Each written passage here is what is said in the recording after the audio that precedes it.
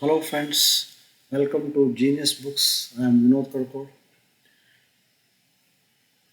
How to crack IAS prelims without current affairs? Yes, without current affairs. Are you surprised? You think I'm mad? No, I'm not mad. I have 25 years of experience. I've written more than 25 books. So I'm just exploring new possibilities. Okay. Without current affairs, can we crack IAS prelims? Yes, we can. It doesn't mean that we should stop reading newspapers, magazines, Yojana, all such stuff. The point is, without attempting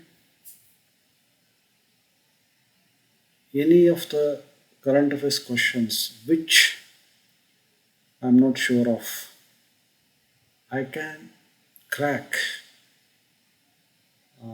civil services preliminary exam.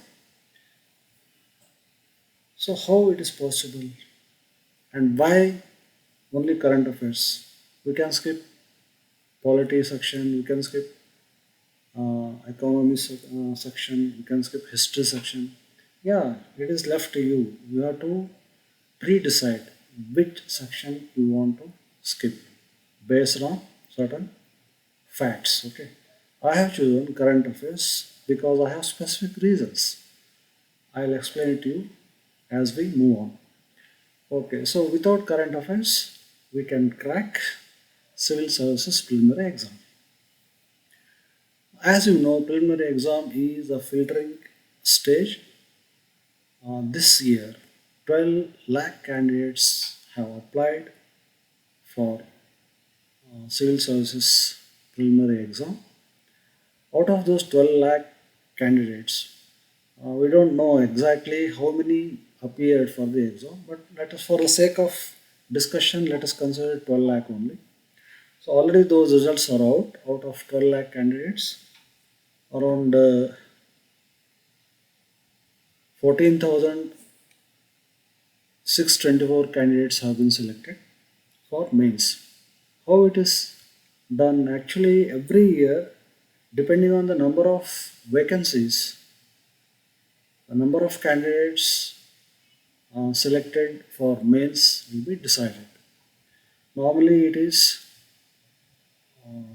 13 times the number of vacancies. This year, there were 1105 vacancies, that means posts, and 1105 into 13, it will be around 15,000. So 14,624 candidates have been selected for mains this year. Now, again from mains, two times the number of vacancies, that will be around 2,210 candidates. Okay, so those many candidates will be selected for interview, that is personality test from main exam. Finally, 1105 candidates will be selected. So out of these 1105, roughly 100 posts will be of IAS. There are about 20 services: Indian Police Force, Indian Foreign Service, uh, Indian Revenue Service, so many other services. So out of these, roughly around 100 are IAS posts. So just imagine or calculate 12 lakh candidates competing for just 100 IAS posts. That is, for one IAS post, there are around 12,000 candidates. It's a very tough competition. So you have to do something new, something innovative to qualify in this exam. So this is a kind of a new exploration, that is, without current affairs, how can we crack this prelims? Okay, now let us move on to prelims. Prelims will, prelims will have two papers. General studies, paper 1, paper 2. Paper 2 is of qualifying nature. It is called seaside, blah blah blah. You know all these things. Now let us talk about cutoff marks. You must be knowing about cutoff mark. Cutoff marks means those marks obtained by the last recommended candidate. That means this year 14,624 candidates have been selected for mains out of 12 lakhs applied for prelims. Okay. Now this 14,624th candidate marks in GS1, it is around 84 marks out of 200. Okay. So out of 200, 84 marks are the marks obtained by this 14,624th candidate.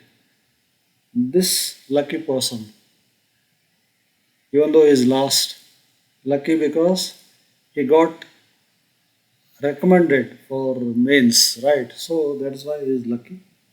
So his marks will be cutoff marks. So out of 200, is it very difficult to get 84 marks? No. Okay.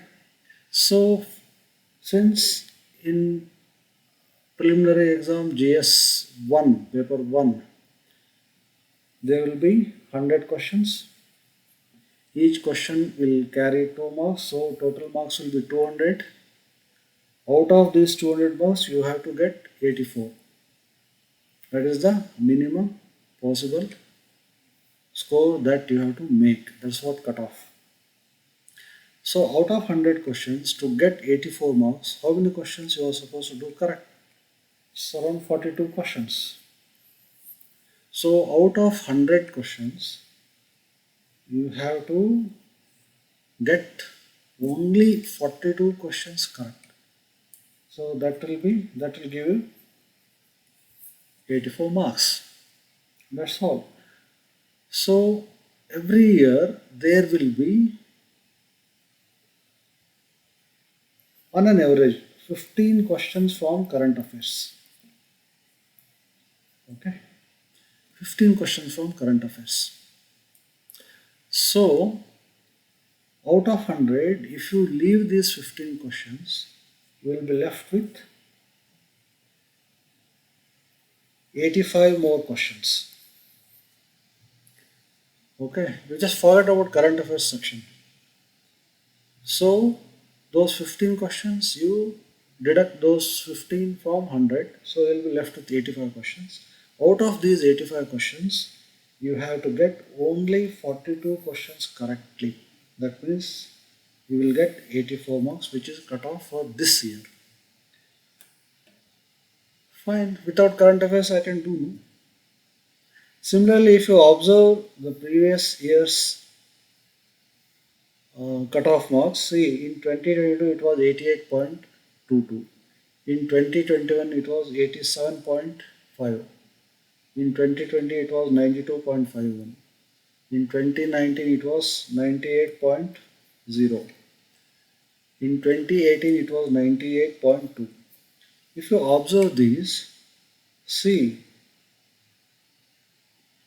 it is almost, the trend is, cutoff marks are decreasing year on year. Okay, 2018 it was 98.2, 2019 it is decreased 98, 2020 again it is decreased 92, 2021 again it is decreased 87, 2022 it's not decreased but it is on decreasing side only 88.22, and this year 2023 the expected cutoff will be 84.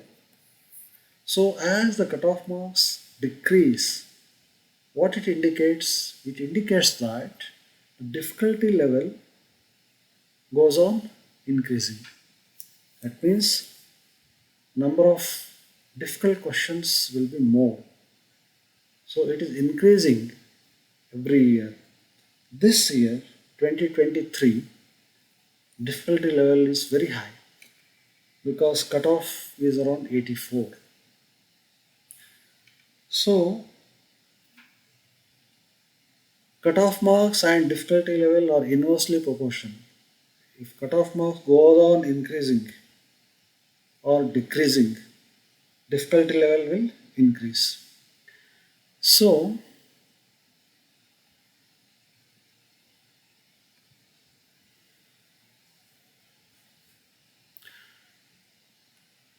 now the point is, every year on an average 15 current affairs questions will be asked.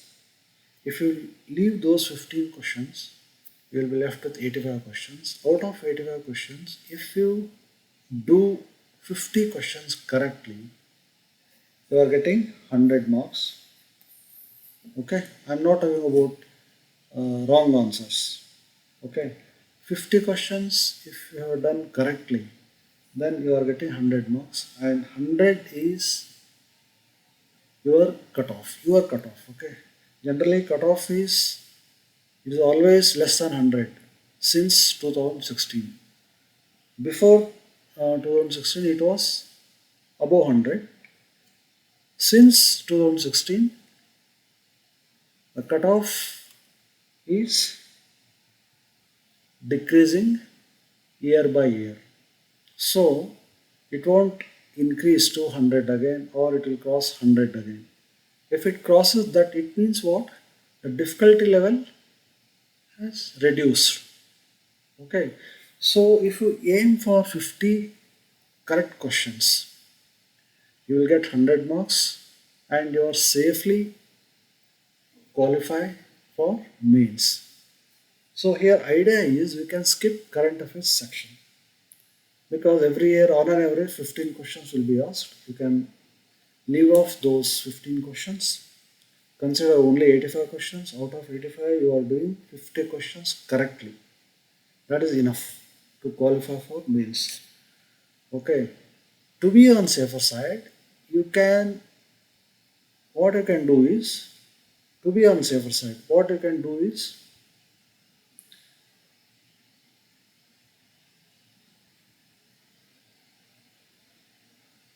you can, out of 85 questions, you can try 60 questions. Out of 60 questions, what you have to do, you can go around 5 to 6 questions. You can do, you have liberty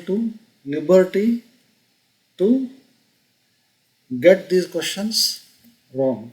That means out of 60 questions, suppose say 6 questions are wrong, 56 questions are right. So 56 into 2, it will be 112. Sorry, 54. So 54 into 2 will be 108. Okay. So remaining 6 questions, 6 into 2 will be 12. 1/3 of this will be deducted. That means 4 marks will be deducted. So you are getting 104 marks. You are very safe. You will get qualified for mains because you have scored 104. So all the cutoff marks what I said before is all for general category. Okay, for OBC, SC, ST it will be little less. So if you are trying 60 questions, only 60 questions, and you are making 6 questions wrong, even then you are getting 104 marks. Okay. Suppose in worst case scenario, you are trying only 50 questions out of 85. Okay, because you are leaving 15 current affairs questions. So out of 85 questions, you are trying 50 questions. In these 50 questions, suppose say 44 questions you have done correctly, 6 questions wrong. So 44 into 2 will be 88. 6 into 0.66, that will be around roughly around 4 marks. That will be deducted, so you are getting 84 marks.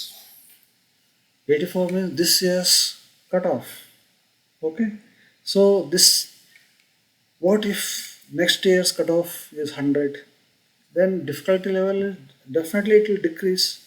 You can get some more questions right. So don't worry about that. Aim for 50 to 60 questions out of 85 questions, because I am leaving 15 current affairs questions out. So 50 to 60 questions you aim, and you should have margin of 6 questions to go wrong. So safely you can avoid current affairs. Now why I have to avoid current affairs? Because the time you invest for current affairs, and it's not writing. So time you invest for current affairs is more compared to history, polity, or economy, science and technology. You need more time to prepare for current affairs. You have to keep on adding each and everything every day. Okay, so it is better to keep aside current affairs section, but keep reading newspapers, Yojana, yearbook, all those things. You just uh, keep updated yourself, but don't give much time for that. So this is how, by saving time there, you can utilize that time for your other core subjects, static subjects, where you can score good marks. And the time that you are saving in current affairs, you can invest that time, you can divert that time towards other subjects. So this is how we can crack IAS Prelims by avoiding current affairs. In my next video, I am going to analyze 2023 IAS preliminary question paper. Most of the experts in market, they are saying it is a very difficult question paper. In fact, very shocking, because pattern has been changed, blah blah blah. According to me, pattern is not changed. Okay, yeah, it was difficult paper, but pattern is not changed. Whatever the new questions asked, last year also they had asked that kind of questions, so it is not a new thing. It was not an unpredictable question paper. So we'll analyze deeply that question paper in my next lesson. Okay, all the best.